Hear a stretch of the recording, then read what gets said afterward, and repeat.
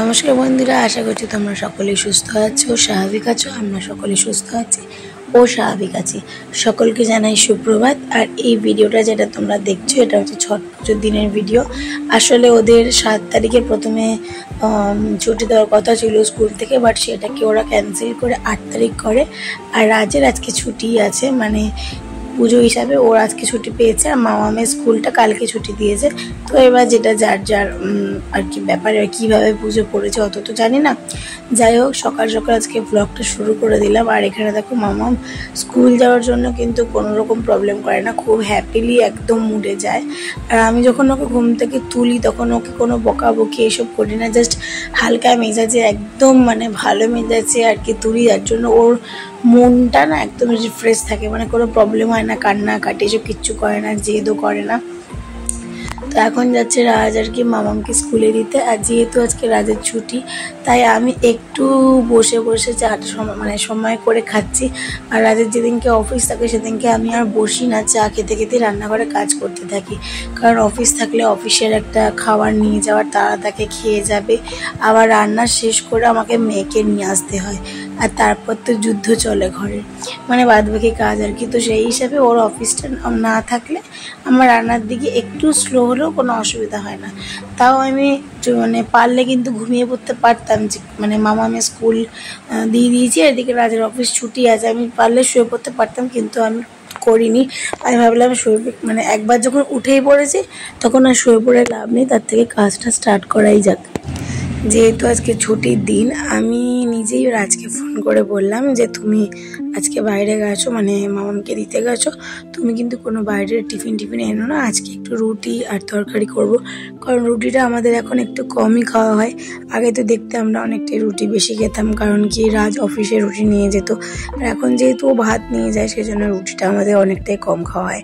আসলে আমি একার জন্য যে আবার রুটি বানাবো সেটা হয়ে ওঠে না। অবশ্য মাঝে মাঝে খাওয়া হয়, অনেক সময় মাও পাঠিয়ে দেয়, আবার অনেক সময় আমিও দুটো তিনটে রুটি করে খাই।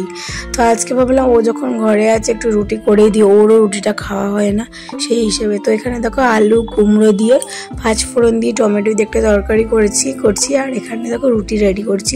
অনেকদিন পর আটা মাখলাম, তো একটু টেনশন লাগছিলো যে কি গোল হবে নাকি বেঁকা তরা হবে নাকি শক্ত হয়ে যাবে। দেখলাম না, মানে আটা মাখাটা একদম পারফেক্ট আছে।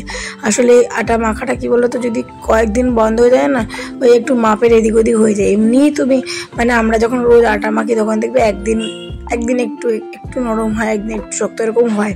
তো শক্তটা খুব একটা হয় না, কারণ অনেকদিন। পাবদা মাছ নিয়ে এসছে, এই মাত্রই রাজ নিয়ে আসলো, কারণ ও তো সকালবেলা মামামকে স্কুলে দিতে গেছিলো, তো নিয়ে আসলো। আর এখন আমি নুন তেল দিয়ে হলুদ দিয়ে মাখালাম। তো আমি তোমাদেরকে ভাজার ভিডিও দিতে পারবো না, সরি, কারণ পাবদা মাছটা ভাজার সময়টার যে কী অবস্থা হয় আমার খুব ভয় লাগে। অন্য মাছ এত ভয় লাগে না, পাবদা মাছ ভীষণ ফাটে। মানে কি যে বাজে একটা মাছ, আমি কি বলি, খেতে এত টেস্টি, বাট মাছ ভাজতে গিয়ে আমার একদম ভয় লেগে যায়। ঢাকা দিয়ে মানে করি, যেই উল্টাতে চাই তখনই দুমদাম শুরু করে। ওই জন্য ভাবলাম তোমাদেরকে একবারে দেখিয়েই দিই। আর এই দেখো এখানে রুটি হয়ে গেছে, তখন তো দেখছিলে করছিলাম। আর এখানে দেখো আলুর তরকারিটা আমি এখনো নামাইনি, মানে কড়াই থেকে এখনো নামানো হয়নি, কড়াইয়ের মধ্যেই রয়ে গেছে। এই যে আলু দিয়ে কুমড়ো দিয়ে কাঁচা লঙ্কা একদম থেতো করে একটু টমেটোও দিয়ে দিয়েছি। তো আসলে খাবো। এখন ঘড়িতে টাইম হয়েছে দেখো 10টা, এখন 11টা বাজতে 5 মিনিট বাকি। এই মাত্র মামাম ঢুকবে। এই দেখো মাম্মা চলে এসছে স্কুল থেকে। মাম্মা এদিকে আসো, এই যে শোনো, একটা কথা শুনে যাও, একটা কথা শুনে যাও। কি দুষ্টু মেয়ে। আর এই দেখো আমাদের রুটি আর আলু চচ্চড়ি, আলু কুমড়ো। ওখানে রাজেরটা রয়েছে, রাজ বাইরে গেছে, ওইখানে গেছে। এটা আমাদের। এখন বাজে হচ্ছে বেলা 12:30। আর এখন আমাদের রান্নাটা হয়েই গেছে। কালকে ভাত ছিল রাতে, তো ওই ভাতটা হয়ে যাবে। আর এখন মামামের মাছের ঝোলটা করছি, ওটা তো একদম পাতলা সাতলা করে। আমাদের তো সর্ষে পুরো মানে সর্ষে দিয়ে রান্না করেছি, ও তো খেতে পারবে না, সেই জন্য ওরটা একদম অন্যরকম। এই ওরটা হচ্ছে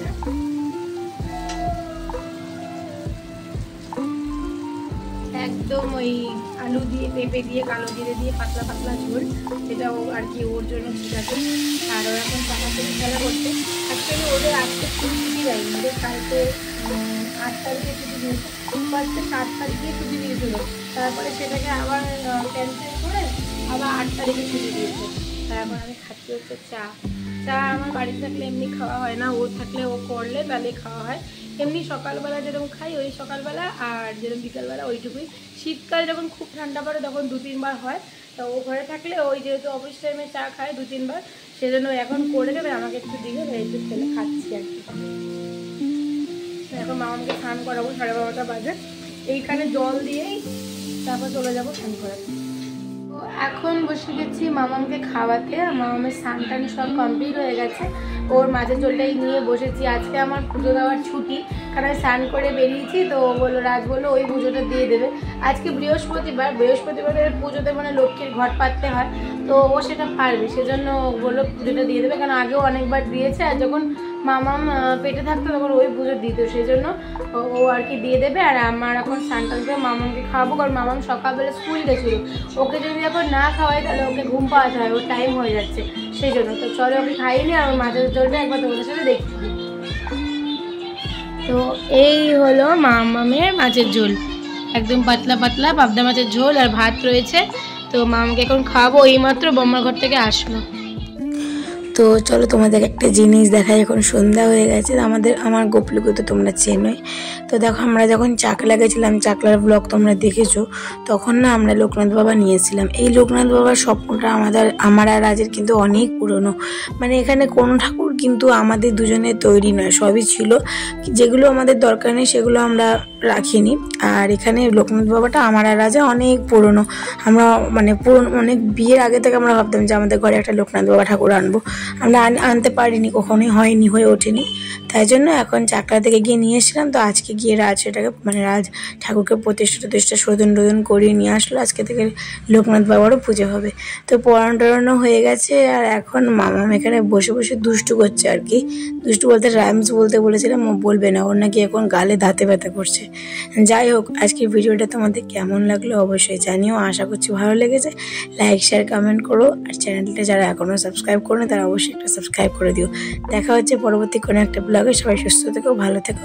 আজকের মতো গুড নাইট। এই মামামের দুষ্টুমি দেখতে দেখতে ভিডিওটা কিন্তু শেষ করছি।